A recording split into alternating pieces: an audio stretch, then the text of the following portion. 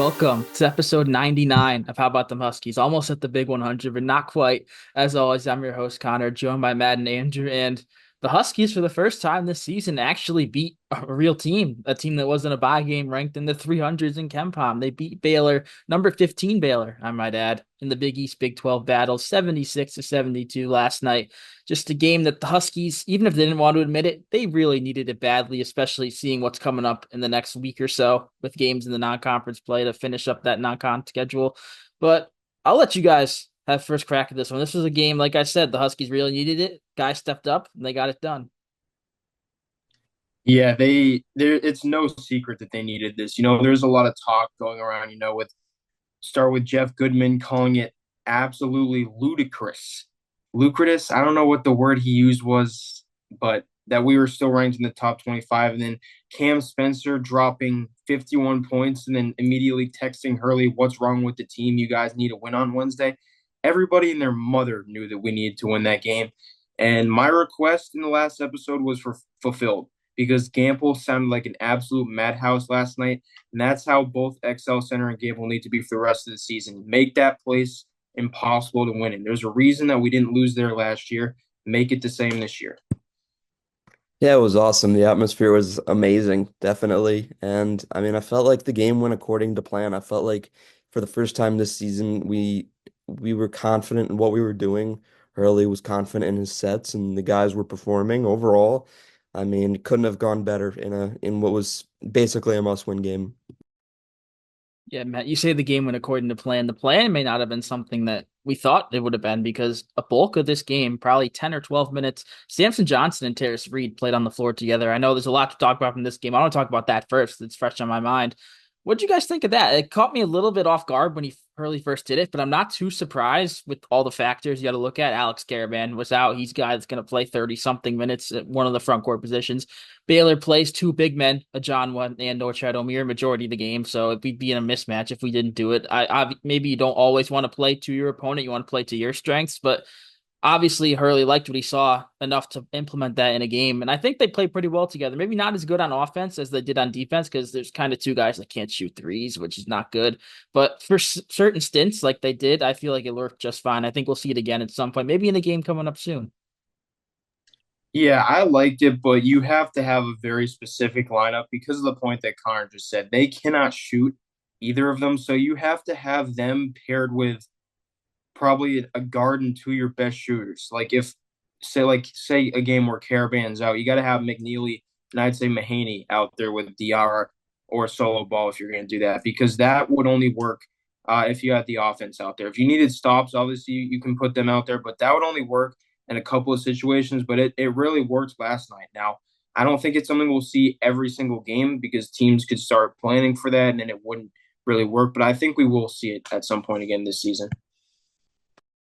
And I think the thought, honestly, might just be that they can't foul out if they're both on the floor together. I feel like if they're both out there, they can't really attack them both at the same time. So maybe spreading out those fouls, allowing them to play a little bit longer, while also being on the floor at the same time. And it seemed to have worked. Terrace only had one foul. Samson did foul out again. I mean, I don't know what the streak is at, but it's getting up there. But it seemed to have worked for at least one of them. Yeah, Samson did foul out. We'll talk about him in a moment here. He did have, I think, his best game of the season, though, by far, just the way he produced for us on the offensive and defensive side of the ball. But one last point about this double center thing. I think it caught Baylor off guard a little bit because it's not something we've done, at least this year with these two guys. We saw it a little bit last year with Klingon and Johnson in like games we needed it. Like I remember that Kansas game they were out there together. We had injuries in that one. There was another game, I believe, too. They were out there at the same time. But it's not something that Hurley typically does unless he really has to. So I'm sure Baylor, and maybe it was in the back of their minds, but they probably wasn't prominent. It's something you'd see in the first 3 minutes of game. I mentioned that we may see it again. Gonzaga is a team that plays three really solid big men: Graham Ike, Braden Huff, and Ben Gregg. Two of them are usually on the floor at the same time. I don't think we'll see Terrace and Sampson playing a lot together in that game, but that's another one. If there's going to be another one on the schedule, I feel like that would be that. And Andrew, you mentioned a name that I want to go to next. Aiden Mahaney had he didn't have his highest point total that he's had his career high at UConn. He didn't have in this game, but he had his most impactful game by far in Storrs. He had 9 points, three threes. He hit two threes back to back in the first half. The Gamble crowd was going nuts. He had that moment with Dan Hurley where he headbutted him, he punched him in the ribs, whatever went down there. Just out of body moment, I feel like, for Mahaney. What do you guys think of him? Because he's a guy who, I mean, fans have not loved him. We're not gonna look around the truth there. Fans have really said negative things about Aiden Mahaney through his first 8 games at UConn, but a lot of positives, only positives, I feel like, from last night. I feel like it's not the exact same thing, but it's along the lines of the Joey Georgetown game a couple years ago. It's just kind of like his game where he really got the feel for. Obviously he had struggled in the bye games, and then we go to Maui and he doesn't do too well. But then we get to this one, and he looked like if he shot every shot he would have made it. But the back-to-back threes really got the crowd into it, and that great and one, and obviously the moment with Hurley. So I think that was his game to fully embrace what level of basketball this is. And I think that's a switch that just turned on for the rest of the season. Yeah, it was my player to watch. I was pretty confident in him going into this game. I'm bringing back their seats, so overall, it was pretty awesome to see him kind of show up here in a big game. Only shot 4 shots, but an important three makes. And hopefully going forward, this is something he can continue to do. I mean, it would sure clear up this backcourt situation. Didn't need any of Noel, which was awesome. So let these guys continue to develop, and hopefully these things continue to happen. If we're pulling out receipts, if you guys remember from last episode, I was visually frustrated that Matt took Mahaney before me. So I was also on that train. But yeah, the quote Dan Hurley had after the game, Aiden Mahaney rose like a phoenix in this game, which it's a very interesting quote. It's just, yeah, the gesture that he had there too. But I don't know. I feel like this is his coming out party in a way. It's a little late. It would be nice if that happened maybe in a game against Lemoyne in New Hampshire, so he's ready for Maui. But if we get a Aiden Mahaney, even if it's only three threes, only 9 or 10 points a game. If he could provide that, that was more than the difference in this one. If Mahaney doesn't hit one or two of those threes, it's a completely different game. I'm just really happy to see him, happy for him, because he seemed like someone that really wants to be here. And he said in the presser after the game, he's still happy with the decision he made. He wouldn't change it, even though it hasn't gone the way he's wanted to, because he said he was comfortable at St. Mary's and he wanted to go out of his comfort zone, and that's here in Storrs, Connecticut. So he's still adjusting. It's still a process, but it's going in the right direction. One thing though, I know we're talking all positive about him on defense. He still looks like someone that needs some work. He had a couple of times, the whole team really. Baylor got to the rim way too easy in this game. Rob Wright is a phenomenal freshman. He got to the rim pretty much every time, especially late in the game. Obviously, you're not trying to foul late in the game. Just give him the two as opposed to giving up a three. But I don't know. What do you guys think of the perimeter defense in this one? Because, I mean, it's certainly improved from what we saw out in Maui, but sometimes I just was scratching my head how easy Baylor got to the rack. And Jeremy Roach going out early in this game definitely made things a little bit easier for them on the perimeter. I mean, it's a whole part of the game now that is just gone. He was a huge focal point, but Rob Wright stepped in off the bench and, kind of picked up right there. 22 points, was Baylor's best player in my opinion. There's definitely things that can be worked on, but the lack of size is always going to be an issue. You don't have these 6'5" guards anymore, so you kind of have to work within the margins. And I mean, I'm always talking about Stewart filling these roles, and I think he did a decent job in 24 minutes. I mean, wasn't the best scorer, but I think he played a very effective role in the game. So continuing, going forward, having these easy switches, you need to be able to give these guys problems on the perimeter. Yeah, you guys have both mentioned your receipts for this game. I'll take my receipts for this one. Rob Wright was the one that I had mentioned, the Baylor freshman off the bench that was going to be kind of a hidden gem. And yeah, he was definitely their best player. And I wouldn't say Roach went out early. I mean, he played 24 minutes. So having him get hurt definitely did change the defensive concept we had. But he played 24 minutes. What caught my eye more was the no VJ Edgecombe. And I feel like the double big would not have been out there if he was in. I just don't see any world where the double big would work necessarily if he was out there, because he's not, like, he's kind of in the middle of a guard and a big. He's a forward basically. But I think our defense was still fine in that game. I think it's really showing improvements, but it's just clear that it's not going to come as easy as last year. We're one of the best offensive teams in the country, but if we even play decent defense, we'll be pretty much as good as we were last year, because this team can score at will. But yeah, defense will still need some work for sure. Yeah, Matt, you mentioned we don't have those 6'5", 6'6" guards. We have guys a couple inches shorter. That's the same thing at center. We don't have a 7-2 Donovan McClingan in there. It's 6'10 Sampson, 6'10 Reed. It's not that big of a difference, but teams are more willing to drive into Sampson and Terrace Reed than they were to drive into Klingon. I feel like that's evident so far this season. Could that change? Could Terrace and Sampson maybe get better defensively blocking shots? Yes, they each blocked two in this one. McNeely blocked three. So even without Alex Caravan's elite shot blocking that he somehow has this year, we are still able to manage in that department. But it's a really close point on the defense. Much improved. That's the main thing you should take from this one. Much improved from especially that Dayton game where it felt like they kind of gave up in that seventh place game in Maui. But that's all we got for the defense. Moving on. Who else haven't really touched upon yet? I want to touch upon Baylor for a moment here. I know we're not a Baylor podcast, but I was impressed by like how they played in a sense that they only had 5 players for the last 9 minutes of the game or whatever. They came in, obviously they have an 8-man rotation. Edgecombe was out. He had a hamstring injury. He didn't play. So then it was 7-man rotation. Then you had Celestin, however you pronounce that. He fouled out. And so they're down another guy on Jeremy Roach concussion protocol at the under 16 in the second half. So they had 5 players pretty much for a majority of the second half, and they balled out. Jonathan Ajano had 14 rebounds. He's a guy who I said wasn't going to be that impactful on the offensive end. He only had 3 points. Langston Love, I was worried. I'll go back to receipts. We really nailed this one. I was worried Langston Love was going to have a breakout game coming back from injury. He had 16 points, hit 3 threes. So Baylor, they fought to the end on the road in a raucous environment. I don't know if that's even the right word. It's definitely something similar to that, though. But yeah, they fought to the end. Rob Wright said that Gamble Pavilion was similar to the Kennel at Gonzaga, 2 arenas he's played in. So the crowd really brought it, like Andrew mentioned early on. And Hurley was really happy about that, too. Just overall, a great team win. Yeah, and I don't think it honestly could have gone any better other than blowing them out. I think we, as a fan base, kind of got everything that we wanted from the game. We saw players who maybe haven't been as spectacular to start the year really show up and really make a big difference. The crowd was better than even I expected. I mean, I wasn't sure how it was going to be, but I mean, it definitely, blew expectations out of the water, and you get a win against a higher ranked opponent. I mean, it's all you could really wish for. Yeah, one of those players that stepped it up was Liam McNeely. He's 17's pretty much a number we expect him to be around, but in Alex Caravan's absence, he really took a leadership role that he didn't look like a freshman out there. He looked like a guy that's been, we've said that a lot about him, his maturity.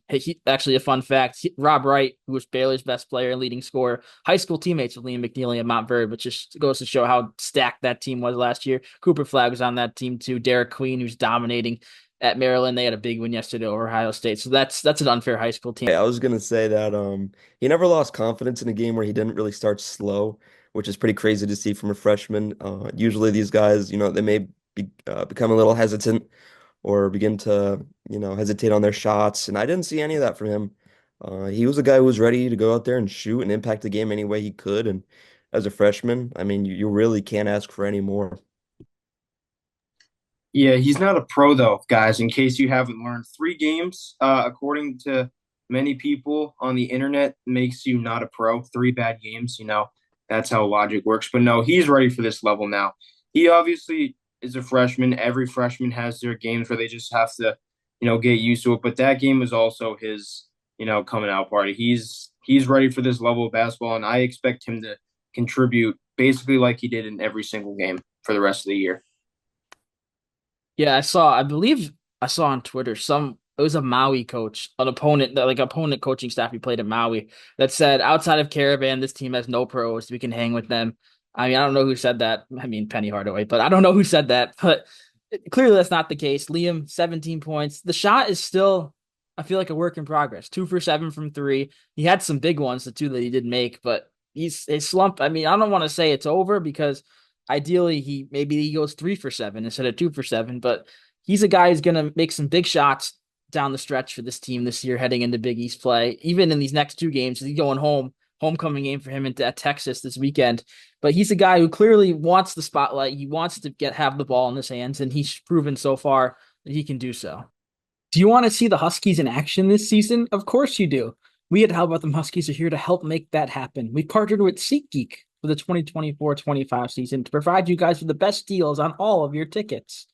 It's simple. All you do is download the SeatGeek app, choose your seats. The greener the dot, the better the deal is. Then when you're going to the checkout, plug in the code HBTH for $20 off your first purchase of $50 or more. Tickets to see the back-to-back national champs are certainly pricey. Believe us, we know. But using code HBTH on SeatGeek saves you a bunch of money, and you can use that elsewhere during your game day trip to Storrs or Hartford. It's not just for UConn games, however. You can use SeatGeek for all types of events such as basketball games, football games, hockey games, concerts, the list goes on and on. And if you use code HBTH to check out for any of those events, you save. Once again, that's code HBTH on SeatGeek for $20 off your first order of $50 or more. The Huskies need you to be there during their run towards a three-peat. Be there with SeatGeek. Moving on, let's talk a little bit about that sophomore class because I feel like the big three, Solo Ball, Jalen Stewart, Jaden Ross, all had very different games in this one against Baylor. Starting with Solo, 30 minutes, he hit three threes, two of them in the first half when we were trying to claw back when Baylor extended the lead to 11. Then he hit another one. I believe actually all three were in the first half. The other one was just later after the run. Jaden Ross, he only played 15 minutes in this one. He only had one basket, but it was a very emphatic one. He had a fast break dunk. Aiden Mahaney found him with a nice bounce pass. Ross threw it down. And then Jalen Stewart, like you were alluding to earlier, Matt, he played 24 minutes, which tied his career high, which he actually set last game in Maryland Eastern Shore. So a lot of Stewart these past couple of games in Caravan's absence. He only had 6 points, but he also had 4 rebounds. He had a very clutch steal late in the game. He made 2 free throws after that steal that ended up being important because it was a 4 point game at the end. What was your guys' overall analysis of that sophomore class in this game? A class obviously Hurley's talked a lot about so far this season. They all had pretty different games, but all impacted it at least a little bit. Yeah, they're stepping up and they're becoming the core of the team, maybe the spine, if you will. I mean, we obviously have our superstar and Alex Caravan who wasn't there, and McNeely kind of filled in his absence, playing the most minutes. But almost the entire core, Stewart, Ball, Ross. I mean, they're playing these key minutes and they're making these key plays, especially now Stewart, since Caravan isn't there. I'm more curious to see what happens when Caravan comes back. Will we see less of Jaden Ross? It seems like Stewart has kind of completely taken over this backup three role, and Ross is more of a spot guy. But I think overall, it's only positive. Maybe cut down on the turnovers a little bit, but overall, I think we have a positive group here. Yeah, I think Stewart's definitely the guy for that position. I don't think that he'll start with Caravan off the bench when he's back, maybe the first game, but I think he's definitely going to be um probably the seventh or eighth man off the bench. Obviously we have our starting five and then pretty much a backup at each position with Mahaney, Reed, and Stewart, and then sometimes we get Noel and oh man, Ross. There we go. So I think Stewart's really shown Hurley that he is the guy, but I think even still, I think he'll still play a lot more minutes than some people like Ross and even maybe McNeely because I feel like he just handles that specific position better. Like I feel like he's going to be the guy to guard the big forward coming up in the season because honestly, at this point, who knows when Caravan's going to be back? I don't really want to make assumptions or anything, but I think Stewart's definitely proven that he's the guy. Yeah, he's proving on the defensive end as well. He's a guy who we knew can come in. He can score in bunches. Remember last year's Big East tournament? Even a game, I believe, in the NCAA tournament, he had a few points and a stretch there. But defensively, he's came on a lot. I feel like Jaden Ross is a guy who we always talk about as the defensive-minded wing. I feel like Jalen Stewart's almost had a better defensive run over the past few games than Jaden Ross has. And that's not a knock on Ross. That's just how good Stewart's been. He hasn't had too many bad fouls. He had a couple, maybe one silly one last night, but overall he's been guarding well against guys that are bigger than him. Because when he was in the game, majority of the time he was guarding Ojanwa because that's the R4 versus their four when they were in the game. So that's something that I feel like it's definitely a challenge for him, but he certainly lived up to. A guy in this sophomore class that defensively hasn't really found it yet. And you may not really notice it as much, but it's Solo Ball. According to Evan Maya, I have a chart here, so I have something to back it up. His chart that ranks like defensive players on the team. Solo Ball is in last. He has the stat is DPBR. I honestly don't know what it stands for, but all I see is that everyone on the team is positive except Solo Ball, who's negative 0.97. So if they can unlock the defense with Solo Ball, who's a guy who is going to score double figures. He's done it all 9 games so far this season. If you can unlock that defense, I mean, just looking, I'll give you guys examples. Hassan Diarra is 2.09. The next lowest after Solo Ball looks like it is Jalen Stewart, ironically, at 0.54. So Ball's a good 1.5 points lower than the next lowest guy. So if he can unlock that, I don't know. Again, I don't know how this is calculated. But if he can get to even like zero, he's a much improved player overall and a guy who is going to easily score at least 15 points, I feel like, a game. Because if his defense is better, he's going to be on the court more, and his offense is going to take an uptick as well. And this is not the UConn team of the past. Donovan Clingan is no longer here. You no longer have that big safety net behind you. So I feel like the lack of size overall on this team is really affecting these guards. I mean, between Haas, Mahaney, and Ball, I mean, the tallest one is Ball, and he's 6'3". So guarding on the perimeter and these bigger guards nowadays, which seem to dominate college and the professional level, it's pretty hard. The Ball, I feel like, has to pick up a majority of the slack just because, like I mentioned, he is the tallest one of the three. So, I mean, as the year goes on, I'm sure we'll integrate some more zone defense just to make things a little bit easier on these guys. But for now, I mean, sure, the beginning of the season was rocky, but I don't really have any complaints for the game yesterday. Yeah, and as apparently as bad as Solo's been on defense, you don't notice it. I feel like if you were to put him up against the guy I hate bashing Mahaney, you'd easily say Mahaney's been a worse defender. But Solo, numbers wise, apparently is. But that's something I feel that could easily be fixed because his athleticism is off the charts. He's a guy who is near the top in the percentile in athleticism. So if he can unlock, I mean, it should be a fairly easy transition for him to on the defensive end. So I'm not too worried about that. The guard who is known for his defense, and I'm just transitioning to talking about him, Hassan Diarra. I'd be okay if Hassan Diarra didn't take another three because that first half was an ugly watch. He went 0 for 5 from three in the first half alone. Obviously, he stepped it up in the second half. He was the guy we sent to the line pretty much whenever we wanted to, a majority of the time to shoot those free throws at the end of the game. And he knocked him down all but I think one. So he's shown that he can do that. And if that's his role on this team, I feel like that's important. But he finished with 9 points, 7 assists, which was half of our team's assists. He's still, even if he's struggling to shoot the ball, he's still the best playmaker on this team. The chemistry he has with Samson Johnson, the chemistry he's starting to adapt to Terrace Reed and Liam McNeely, the newcomers. Just even if he's not making his shots, I feel like a lot of those shots were also forced, like late in the shot clock. Just you got to know the 3-pointer may not be his game. It's something that's good to have. If he takes 2 or 3 a game, no harm. But 0 for 5.5. That can't happen. I'm sure Hurley talked to him about it too because he didn't take another three. And another jump from him this year. I feel like I'm just kind of a parrot at this point, but that's just overall, I mean, not much to complain about.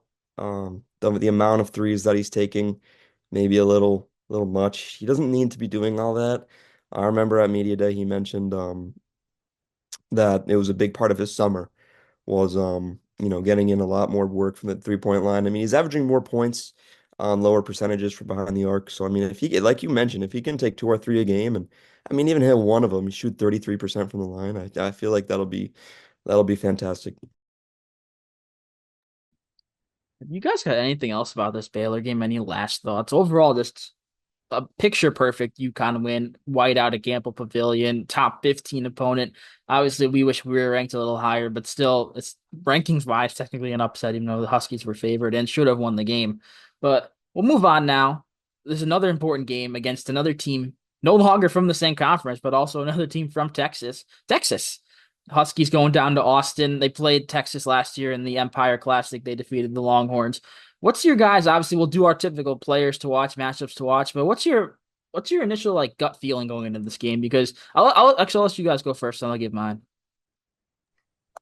It's a trap game, I think, because it's not like Texas is like a top 25 team. I mean, they beat Syracuse and they lost to Ohio State. And hey, they've taken care of the states, Mississippi Valley, Chicago, Delaware, and NC State. So thank God we're not UConn State here.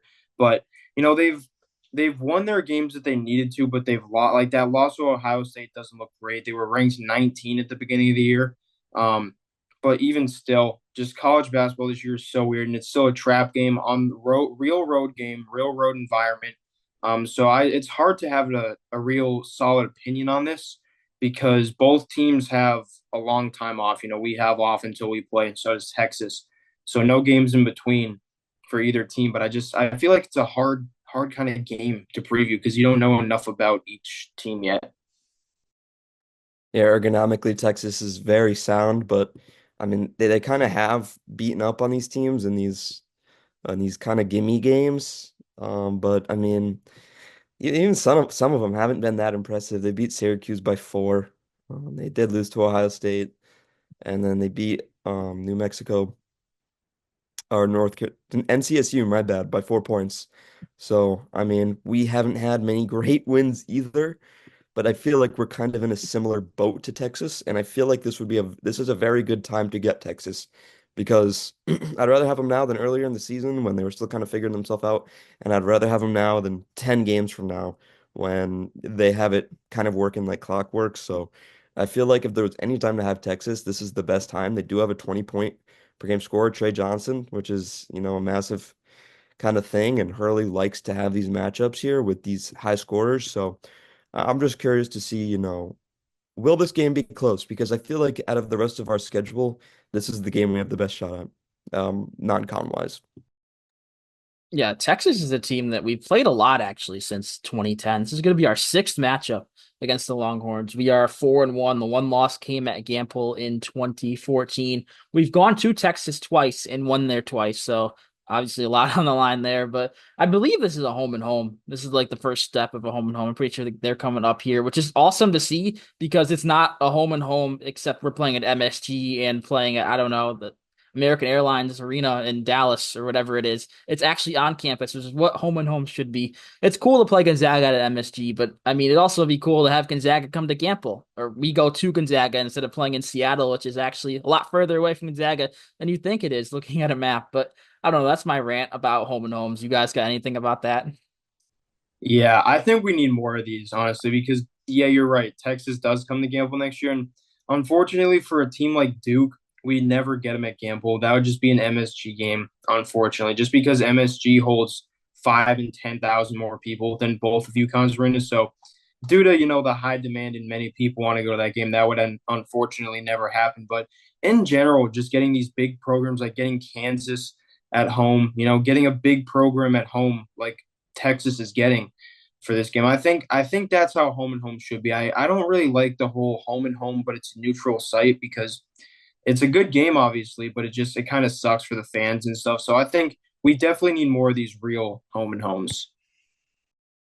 I feel like you have to earn it a little bit as well. I mean, teams like Kansas, Texas, Gonzaga have been dominating now for over a decade. I mean, we did disappear for, 10 odd years. So, I mean, earning these games again is difficult, but I feel like last night beating Baylor, that atmosphere, I feel like you cannot ignore that. So, creating that non-con schedule next year, might look a little bit different and a little bit better than this year. And Hurley mentioned in his one of his many rants that they're not doing these 3-game MTEs anymore, such as the Maui Invitational, Battle for Atlantis. He says they want to focus on doing premier home and homes or premier 1-game series at like big arenas like an MSG or another NBA arena or something like that. This is obviously the step in the right direction, an actual home and home in Texas. I'm curious to see what other programs will want to schedule home and home with us. At least maybe I don't think they'll maybe be at the level we want to. Not that Texas is bad, but you mentioned teams like Duke, Kansas. They would never willingly go on the road to play at UConn because it's a game that they probably would lose, and they don't want to schedule a game they probably would lose. I mean, that's obviously saying a lot, but you get my point that you don't want to go on the road against a program like that if you don't have to.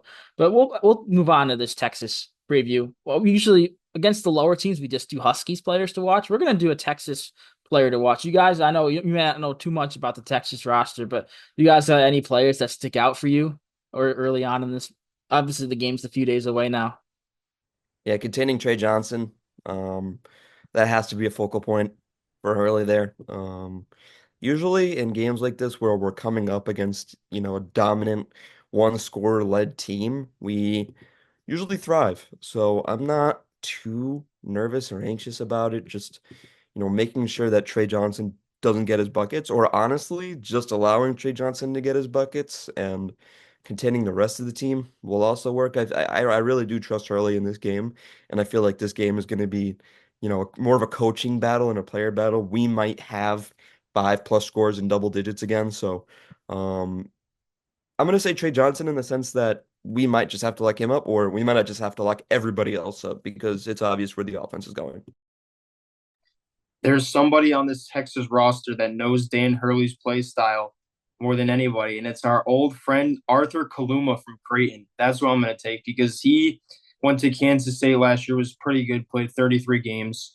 So he's obviously a very good player. He torched us at Creighton as a freshman and sophomore, but he's a senior now at Texas, averaging 13.6 points and the 8 rebounds is the big thing for me. Whoever's guarding him, whether it be McNeely, Stewart, maybe even Caravan if he's back, they've got to do the best job they've ever done of sealing him because he can't get 8, 9, 10 rebounds in this game, especially on the offensive glass. If he gets offensive rebounds for Texas, this game's going to be over quick, and that's what he's really good at. So I obviously I agree with the Trey Johnson take, having to defend him, but I'm also going to take Kaluma because he does know Hurley's play calling, and he's definitely going to give us trouble. Yeah, I'm gonna obviously gonna take another player, but I want to talk a little about the Trey Johnson point. He's a freshman. He's most likely gonna be a one and done, high pick in the NBA draft. We've had a weird trend at UConn that I pick up on where, except for last year, because the top five was like two French dudes, Ron Holland, Steph Castle, and Shepard. So there's only two college guys, and one was on our team. We have played like a top five NBA draft pick in the non-conference like the previous 3 years before that. Brandon Miller at Alabama went in the top five. Jabari Smith with Auburn. We played him in Atlantis. Evan Mobley, even. I don't know, you guys remember that. We played them in a weird game at Mohegan during that COVID year. So I feel like the streak, even though it ended last year, we only had one opportunity in Reed Shepherd, which we didn't play Kentucky. But I think that streak's going to pick up again with Trey Johnson. I've seen him mocked in the top five of some drafts. Just a really prolific scorer, a guy like you mentioned, Matt, averaging over 20 as a freshman on a team that's almost ranked in the top 25 is certainly impressive. But my player to watch, I'm going to go Tremont Mark, who has been around. He was at Houston. He was at Arkansas last year. Now he's at Texas. He's a guy who can light up the scoring sheet if he needs to. He's had multiple games in his career and big games where he scored 30 plus, 25 plus. Against UNC in a game last year, he scored 34 while he was with Arkansas. But just he's a guy we got to really limit. He was injured to start the year, but he's back now. He's averaging 9 points. So we did Texas. Now we're going to do our typical Huskies player to watch. Who do you guys got? There's a lot to choose from. I mean, we don't know if Caravan's going to play. That factors in to our players to watch. What you guys got? Well, I'm going to stick with my pick from last time. I'm going to say Samson Johnson again because he needs to have these games that he's had. Obviously, the foul out, unfortunately, is going to come with every game for him. I mean, maybe not a foul out every game, but at least four just because of the style he plays, which is, you know what, I feel like that's just a lost cause trying to work on that. But he's good enough on the offensive and defensive end where it's really not going to matter with Terrace Reid off the bench. But I don't think we'll see the double big in this game, but I'm going to take Samson. I am going to stick with my pick as well with Aiden Mahaney. We did receive a comment on the last video from somebody named HK saying this breakout game was going to be Gonzaga.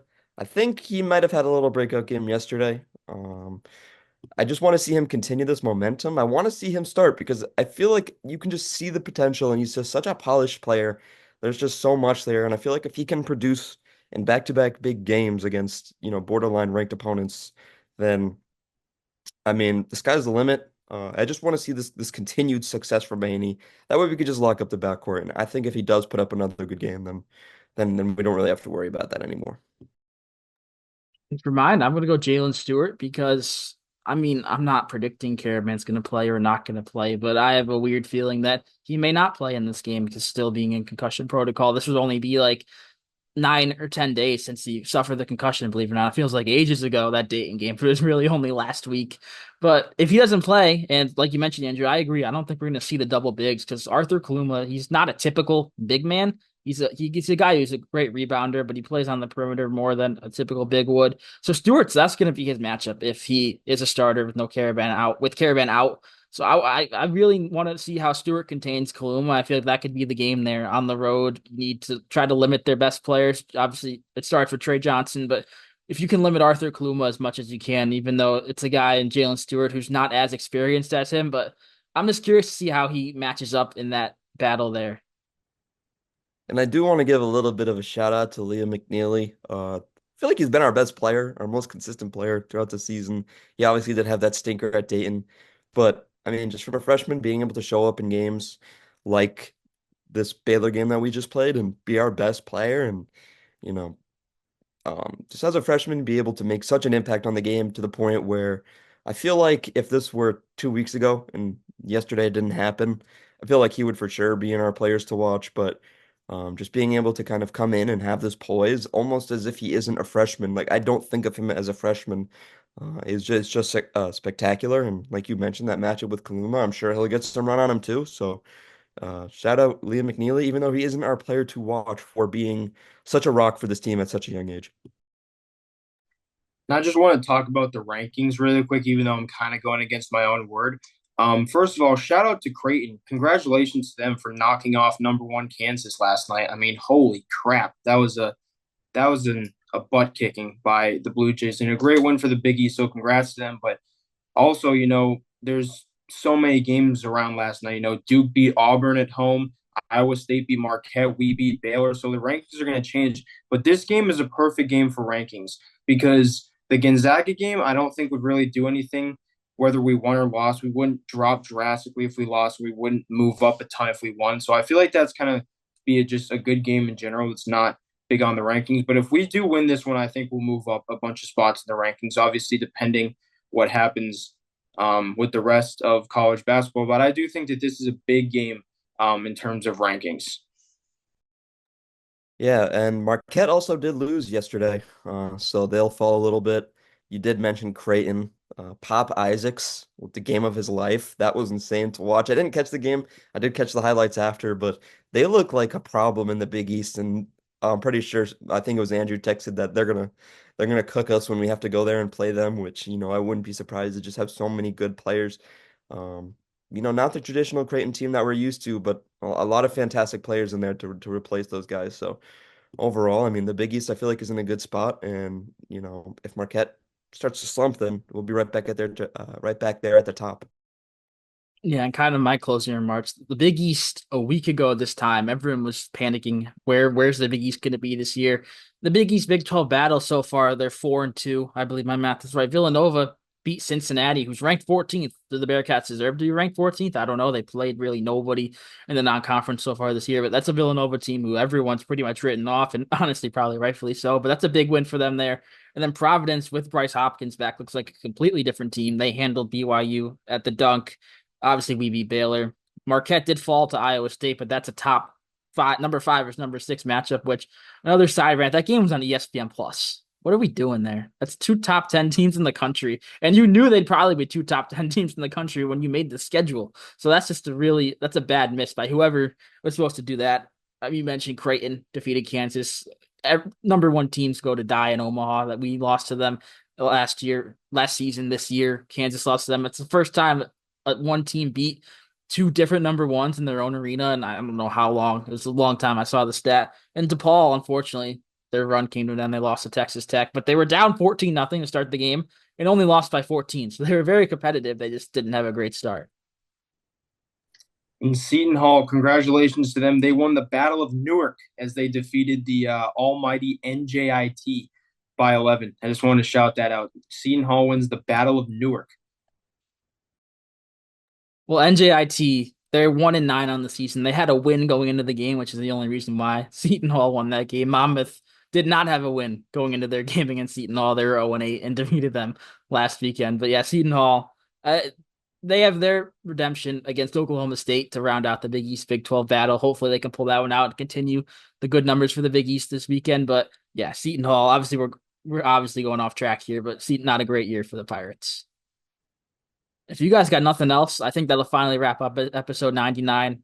Big episode because it is 99. 100 is next. I don't know what we're going to do for that one yet. It's more likely than not will just be a recap of the Texas game, previewing Gonzaga. But maybe we'll figure out something cool because we really appreciate the support you guys have given us. If you guys missed the last episode, we did hit the 500 subscriber plateau, and we're very grateful for all of you for subscribing. We're not done yet. We're going to keep on pushing towards our next goal, and it starts with you guys. So if you're watching this and you're not subscribed, I've never really said something like this, so it's a little weird to say. I always listen to YouTubers say it. But if you're not subscribed, feel free to drop a subscription. It really helps us out, really helps the channel grow, helps motivate us to produce this content. But even if you don't do it, we're still motivated to produce the content because we love doing it. And next time you hear from us, episode 100. Thank you guys for watching.